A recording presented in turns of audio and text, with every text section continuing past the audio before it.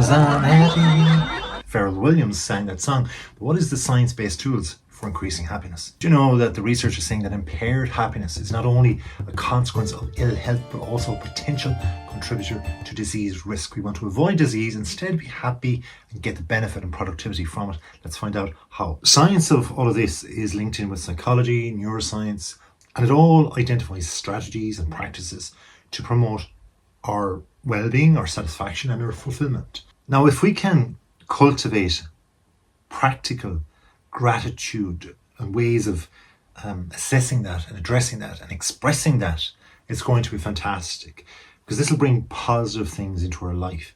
Keep, say, a gratitude journal. Now, it doesn't have to be fancy. In fact, for now, it's more about getting started rather than having to pick a certain size of a journal or have a certain amount of pages in it. It doesn't really matter. The most important thing is that you physically write it down rather than texting or typing, because this is what our brain likes, our early brain, with regard to how we learned. So write thank you notes to yourself and simply take a few moments out of your day. You can do it a couple of times a day, but get into that habit. Get consistent with it. And watch how you're almost writing and curating your future, because one thought leads to another. If we want, this is a simple thing with it, if we want a positive life here, and we want to be in a good mindset going forward with everything, we cannot change the past, we know that, but we can change how we perceive the future. So, by being gracious, what it does is, it's like we're picking at the very small, meagre, basic things that are good in our lives. I'm happy to have a dog. I'm happy that I had a dog. Whatever.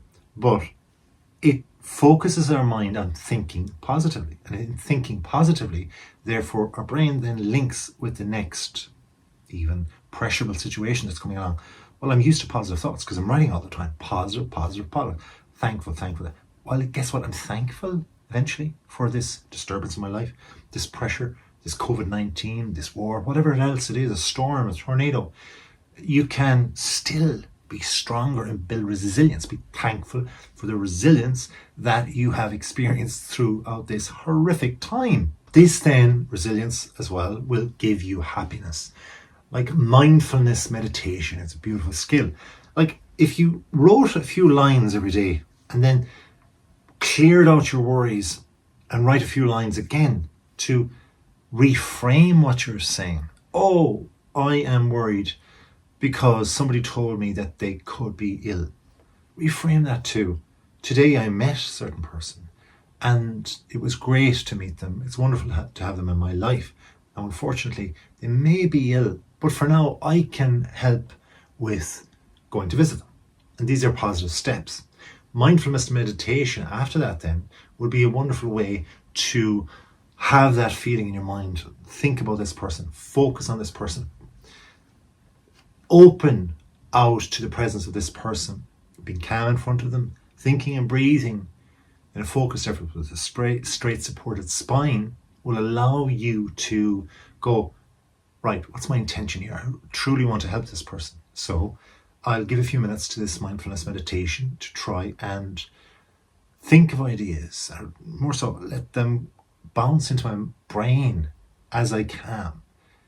And by doing that, I will cultivate the greatest ideas that will truly be empathetic for this other person. And with them, because I respect them so much, they're my good friend and colleague or whatever, happiness comes from that. As do acts of kindness.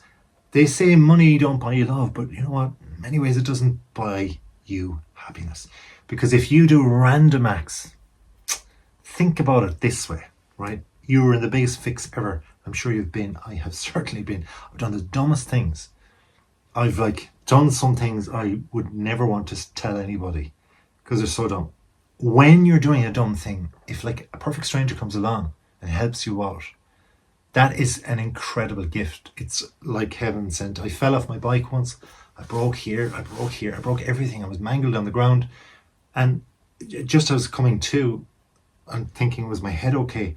I suddenly turned around and there was this, I was like a guardian angel. There was a guy jogging and he put his hand out. Now I couldn't put my arm there because my arm was hanging off. But point being, you would not believe how delighted and ecstatic as a human being I was, that this other human being had A, taken his time out, B, was just big and strong in front of me, and I was weak and in pain. And he was willing to get me from this, because my body went into shock. I hit the ground at a huge pace. And so just knowing that this guy, he did not have to do this. And I always wanted to thank him, because he went before I could kind of get his details. And if you're listening and watching, thank you, because I want to pay it forward now. And I think there's a natural thing within human beings, and this is why I'm making this video as well, that random acts of kindness can change somebody's life, change my life. It helped me that particular time. And so doing these things are just, you get back so much from them. And I hope he did too. Savoring life's pleasures, practicing savoring by fully engaging with and appreciating enjoyable experiences, whether it's just like relishing a beautiful sunset or connecting with a friend over a quick conversation or coffee or positive emotions in some way. These savorings of the little pieces of joy, the moments that don't always come along, the freakness of a beautiful rainbow, like the whistling of a breeze, and just when somebody says something and it underlines what it is that we're both feeling. It's incredible. These are the golden moments in life. And this, you would bottle it and sell it with others. This is what movies are made of. It's pure happiness, but so is social connection, because if you're connected with the right people, the people that care for you, the people that appreciate those moments, you're going to have a beautiful experience with a person. You cannot buy a bit of a laugh if you're a laugher. You cannot buy an intellectually invigorating experience unless you're with an intellectual who's similar to yourself. You cannot put money into something that's genuine, trustful, and authentic. That must come from a human being, truthfully, and from themselves deeply. They're giving of their time, energy, and presence for you. Social connection by nurturing what you have and prioritizing relationships with your family, your friends, and even with company members or colleagues. There's a potential friend there, somebody is going to be good for you out of your company. Even if there's stress there, there's somebody that knows your road there, and their road is quite similar if you pull back the covers too. So you can help each other out and deepen that friendship and become great buddies for life. Happiness resides with people, but also people can help you to run or walk, or you can do it alone, because physical activity and exercise will raise your heartbeat, use cardiovascular muscles so that your health and your mental health and well-being releases endorphins and chemicals that are perfect for alleviating stress and improving yourself. And each time you run a little bit more, be it one more step, you're increasing your ability to become fitter, stronger, faster, even as you age. And it's not just running. It could be weights. It could be even yoga, even something totally different. But being physical does connect with the mind. That allows you to go, whoo, I attained something new today. And I have all these chemicals and great oxygen going through my lungs, and I'm feeling the heartbeat. I'm feeling alive. It's energizing me. That's happy. Optimism. You can act it, but it ain't the same. But if you can cultivate it and then be hopeful and bundle in the resilience with it and focus on reframing your negative thoughts and experiences. After all, every problem is the flip side of a opportunity. So says the Chinese language. And it's so true, because even the worst things happen, well, we're not going to fear them happening anymore because it's already happened. And I'm still alive. Okay, it hurts. I lost things. I lost people. But I'm still here. So cultivate and find the little pieces and put them back together in a jigsaw of promoting happiness for you in the future. Set and pursue meaningful goals. Break down the big goals. Have an aim, long-term game. If you break down the big goals, you'll come to where you need to be in the future as well.